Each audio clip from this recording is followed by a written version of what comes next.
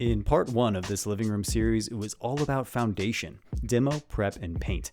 Now I embark on something a bit more ambitious, building new doors and a massive mantle. Let's go. My goal with this fireplace is to create something unconventional. Unfortunately, with that comes a lack of reference. So despite my planning, I know so much goes unaccounted for, and I have no idea how this project will end up. But I do have a concept of what I want, so of course, I have to try. The only painful limitation being my own skill. Regardless, I'm gonna cut some wood. For the mantle, the plan is to essentially build a wooden wrap or cover. Ideally, it looks like a solid block of wood, but is relatively light and inexpensive to build. Believe me when I say I did not start off strong. It took me 4 tries and an evening of running 40 pounds of 8-foot long boards across my house, up and down stairs, just to get the right fit.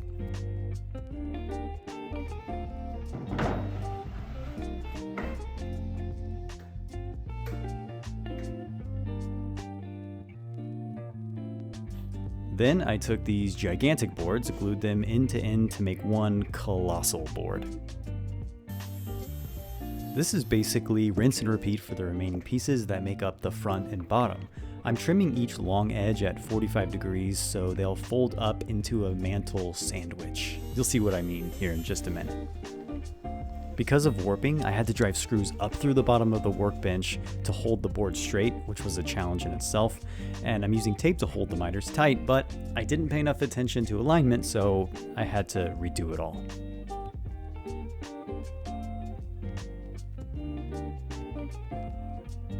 Now I'm ready to trim it to its final length, referencing the top boards that I excruciatingly measured in place earlier. Despite all the previous issues, I'm happy to see that these miters are looking legit.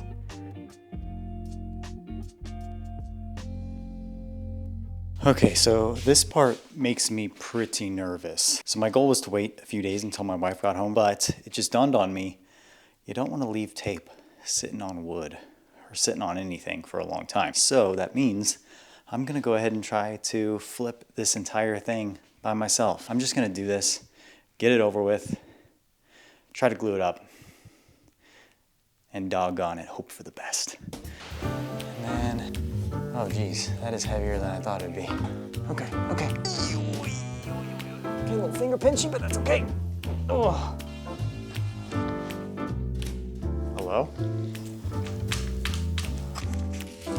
Used them here, but don't know how much glue to use. I'm just gonna go for it.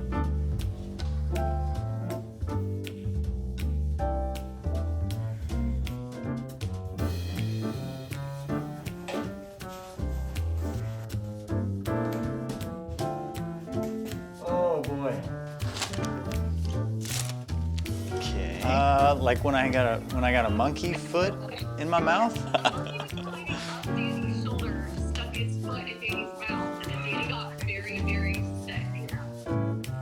If anything that I've built personifies this idea that persistence pays off, it would be this. I thought for sure I was gonna kind of end up with this mantle that was just haphazardly put together, but I gotta say, it looks pretty good. The only thing that I'm worried about, I still need to stain it. I also am gonna play around with different stains, probably try to make my own, which adds another level of complexity.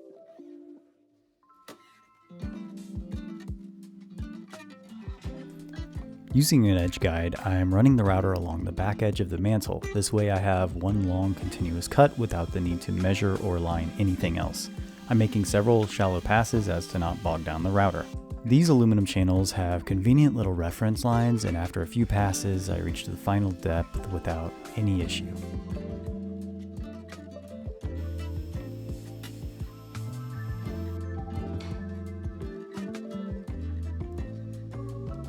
I'm using epoxy in hopes to best fuse the aluminum to the wood, and it did seem to work pretty well.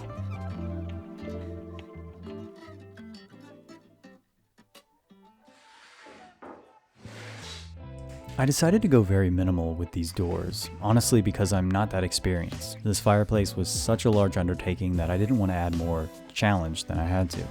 I'm ripping them down to the proper height with the track saw, then once they're a more manageable size, taking them over to the table saw.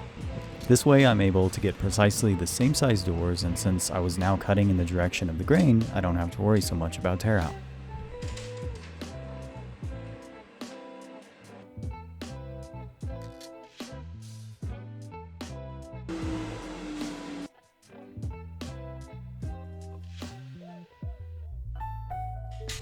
Edge banding is equally as tedious as it is satisfying.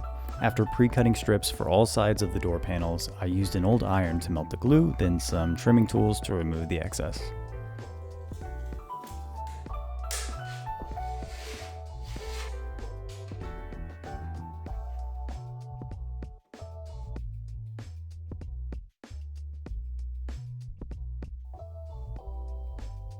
Once all 6 doors were done, I could move on to the hinges. I'm using a hinge jig that wildly simplifies the process. Just align it to the edge of the board and drill.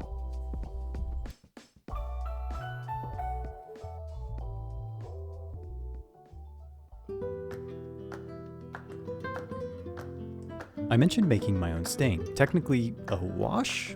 Regardless, after an absurd amount of trial and error, I ended up with a mixture of dark brown and black paint.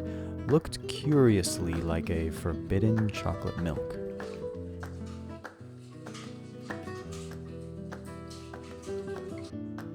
If I were to do this again, I would not try to stain all of these doors at once.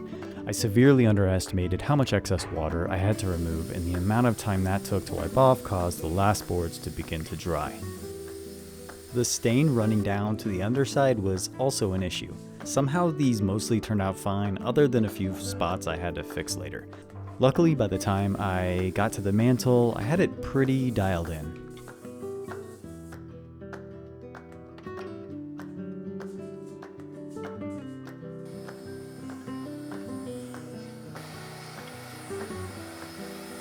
I'm so tired. I'm so tired.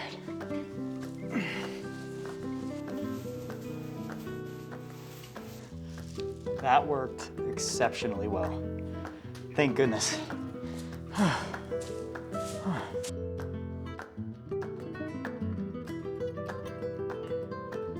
After cleaning out the aluminum channel, I let it dry, then one more coat before finishing. I think for every project on this channel, I've used this matte polyacrylic. I'm hitting it with 2 coats with a light high grit sanding in between.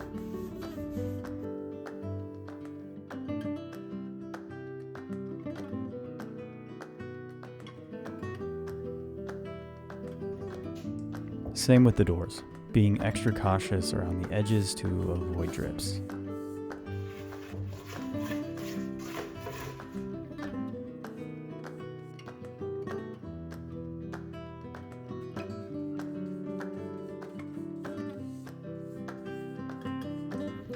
Using a straight edge to align the hinges, I first pre-drill holes, then carefully drive in the screws. These are soft close concealed frame overlay hinges, in case you were wondering.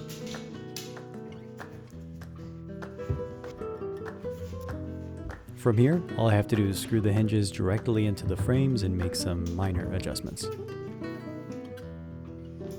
Unfortunately, I can't yet mount the mantle until I run electrical and install the lights in that long aluminum channel. So in the next video, it's all about smart LED lighting, both above the mantle and below, but also custom lit cabinet shelving with integrated 3D printed spotlights. So I will see you again in the next video.